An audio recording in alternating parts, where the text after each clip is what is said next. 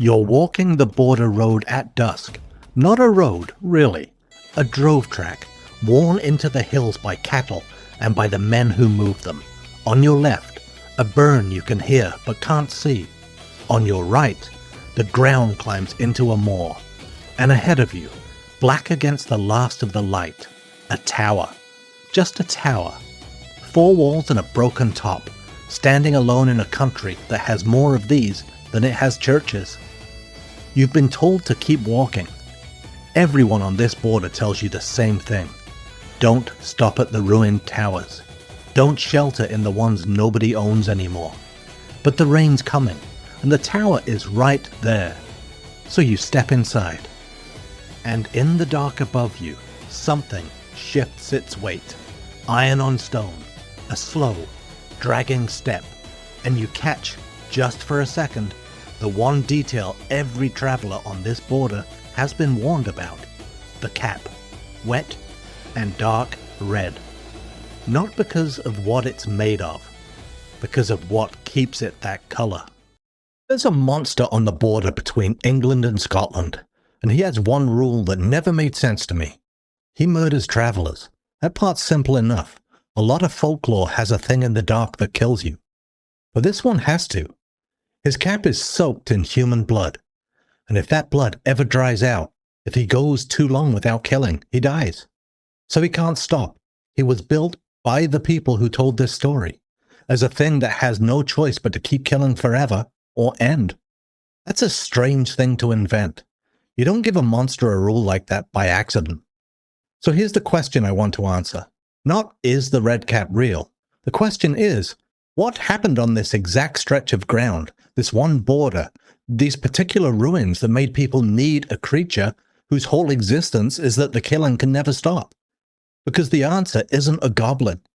The answer is a real man they boiled alive in a story, and underneath him, 300 years of something much worse.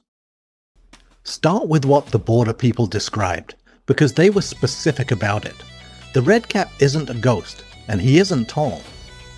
In the fullest account we have, written down by a folklorist named William Henderson in the 1800s, he's a short, thick-set old man, long teeth, fingers ending in talons, like an eagle's. Eyes a burning red. Grey hair, hanging down past his shoulders. Heavy iron boots that you hear before you see him. A pike staff, a long ironed tipped spear in one hand, and on his head, the cap. In some places they didn't even call him Redcap. They called him a powrie or a dunter, the thing that makes a dull, pounding sound in an empty tower, like something heavy being set down, over and over, in a room where no one's living. And he lives in ruins, always ruins, not just any old building. The towers and forts and castles where blood was already spilled, where a siege happened, where men were killed. He moves into the places violence left behind. The way damp moves into a wall. He waits for someone to shelter there, and then he kills them, throws stones down, drives that pike through them, and he takes off his cap, and he soaks it fresh. There's only one way the stories say you can drive him off. Not a sword. Steel doesn't frighten him. You have to speak scripture at him, say the words, or hold up a cross, and he shrieks and he's gone. And he leaves behind one long tooth on the ground where he stood. Hold on to that. A killer that iron can't stop, but a word from the Bible can? We'll come back to why that matters. Because here's the thing that turned this from a bedtime monster into something I couldn't put down. The Redcap doesn't haunt England generally. He doesn't haunt Scotland generally. He haunts one specific place, the border between them, the debatable land, the stretch of hill country where, for most of its history, neither King's Law actually reached. And at the dead center of it, there's a real castle, and it's still standing. You can walk right up to it now. Hermitage Castle, in a valley called Liddesdale. Historians have a phrase for what Hermitage guarded. They called Liddesdale the bloodiest valley in Britain. The castle was built in stone in the 1300s, and it spent 3 centuries as the strong point in a landscape that was, functionally, a war that never officially started and never officially ended. It has a pit prison, a hole in the floor where men were dropped and left. This is where the Redcap comes from, not from imagination, from a real address in a real valley that really was the most dangerous ground on the island. And one lord of that castle got his own personal Redcap, by name. His name was William de Soulis, and in the legend he is everything you'd want the villain of this place to be. He's a sorcerer. He practices the black arts inside Hermitage Castle. And he has a familiar, a demon that serves him, and the familiar's name is Robin Redcap. Robin makes de Soulis a promise. No weapon of iron or steel will ever harm him. No rope will ever bind him. He is, for all practical purposes, unkillable. And so de Soulis does what a man does when he believes nothing can touch him. He becomes a terror. He seizes people. The story says he drags the local children into that castle and they aren't seen again. And the country around him finally breaks. The people go to the king and beg him to do something. And the king, worn out, not really listening, snaps back a careless answer. Something like, "Go and boil him, then, if he troubles you. Just leave me be." He didn't mean it, but the people took it literally. Now, there was a problem. Iron couldn't hurt him. Rope couldn't hold him. But there was a loophole. And the loophole came in the tellings from Thomas the Rhymer, the Border's own prophet. If steel won't do it, don't use steel. Bind him in lead.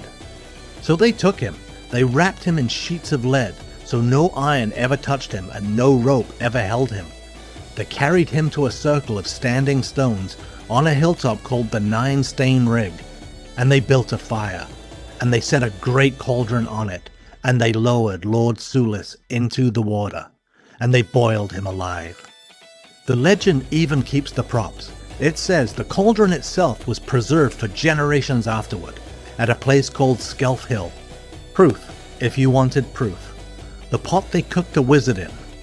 It's a perfect story. The evil sorcerer, the demon in the red cap, the loophole, the standing stones, the boiling. It's so complete that it's got written into a famous ballad and printed in Walter Scott's collection of border songs. The minstrelsy of the Scottish border, a little over 200 years ago. That's how most people who know the red cap at all know him. Through Lord Soulis and the cauldron on the hill.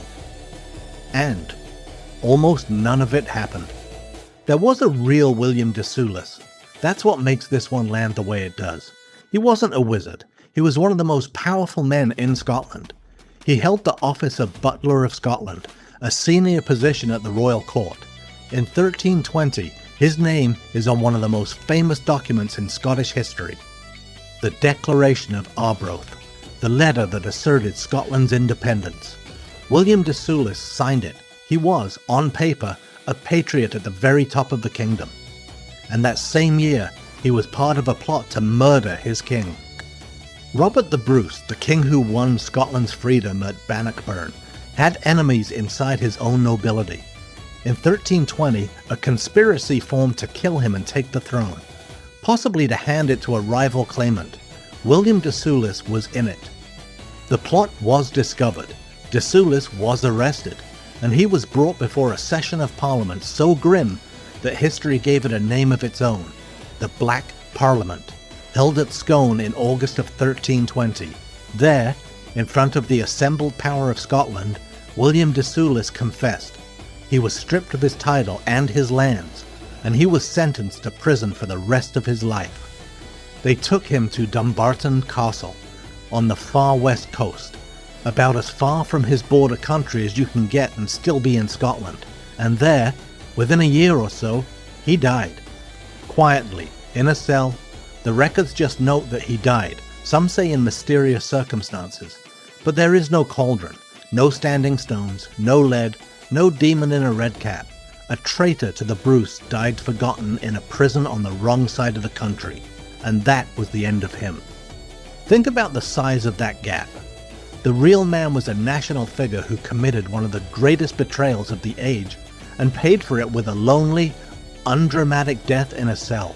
and the border took that. Took a forgettable political ending and rebuilt it into a sorcerer boiled alive in a cauldron on a haunted hill, with a demon at his side. Why would they do that? Because they needed him, and they needed the Goblin too. And to understand why, you have to look at what life on that border actually was, not for the 3 years, but for 300. The border between England and Scotland, for most of the late Middle Ages and beyond, was not really governed by either country. It was a zone of raiding, and the raiders had a name. They were called the Border Reivers. They weren't outlaws hiding in the woods. They were whole families, the Armstrongs, the Elliots, the great riding surnames, and reaving was simply what you did to live. You rode into the next valley, often at night, and you took their cattle, and you burned what you couldn't carry. And if the men of that house stood in your way, you killed them. And then, in a season or a year, they rode back and did the same to you. It went on for generations. Murder, arson, cattle theft, kidnapping, as the ordinary weather of a whole society. We still speak this border's language and don't know it. The word blackmail comes from here, from the protection payments the Reivers extorted to leave the farm alone. The whole country was dotted with those little towers, the peel towers, because an ordinary farming family needed a stone box they could pull their cattle and their children into when the riders came over the hill. Now go back and look at the Goblin. A killer that lives in the ruined towers, in a land that is full of ruined towers, because they burned each other's towers for 300 years. A killer whose cap has to stay wet with blood, who can never stop killing, in a place where the violence genuinely never stopped, where the raids never truly ended, where every piece was temporary and every family owed a death. And a thing that iron can't drive away, because on that border, being armed didn't save you. Everyone was armed. The thing that only scripture, only the naming of God, could send shrieking into the dark. The Redcap isn't a monster at the border imagined instead of reality. The Redcap is the reality, given a face, given a shape you could point at and name. Maybe ward off with a prayer, because you certainly couldn't ward off the men who actually came in the night. And Lord Soulis fits right into that. When you live like that, when the strong take whatever they want and the law can't reach the ones who hurt you, you don't get justice. You almost never get to see the powerful man punished for what he did to you. So you make a story where you do. The real de Soulis slipped away into a comfortable enough prison and a quiet death, untouched. The story couldn't stand that, so it gave him the ending the border wanted for every tyrant who ever got away with it. Not a cell, a cauldron, not forgotten, boiled alive by the very people he tormented, on a sacred hill in front of everyone. The cauldron on the 9-stain rig isn't a record of what happened to William de Soulis. It's a wish. It's what powerless people did with their rage when the real world refused to give them an ending. That's the origin of the Redcap, not a goblin in the dark. A border that bled for 3 centuries and had no court to take it to, so it built a monster out of its own memory and boiled a traitor in a story it could finally control. So, is the Redcap real? No. There's no goblin in the Peel Towers soaking a cap in blood.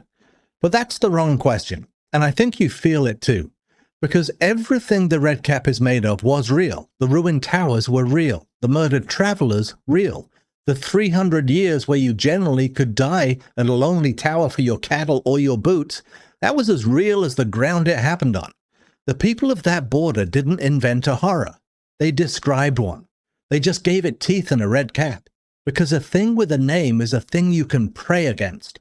And William de Soulis, the wizard boiled alive, was a real man who died forgotten in a cell, until his own country decided that wasn't good enough, and gave him the punishment the powerful so rarely get. That's what folklore does on ground like this. It doesn't lie to you. It remembers in the only language that survives. And if you enjoyed this one, hit like and subscribe, because the next story is about another real man the law itself turned into a monster. A man who confessed in 1589 to hunting his neighbors as a wolf. and I want to know whether he was the beast or just the last person they could blame. Some things don't stay buried.